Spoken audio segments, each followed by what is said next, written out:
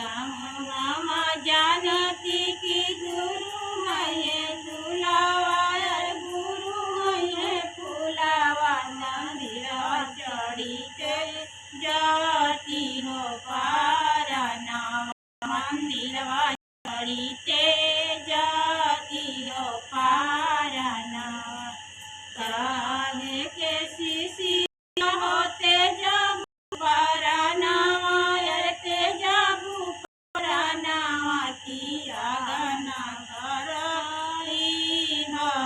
चारा चावा किया गाना करई हो चारा की चर्चा सुने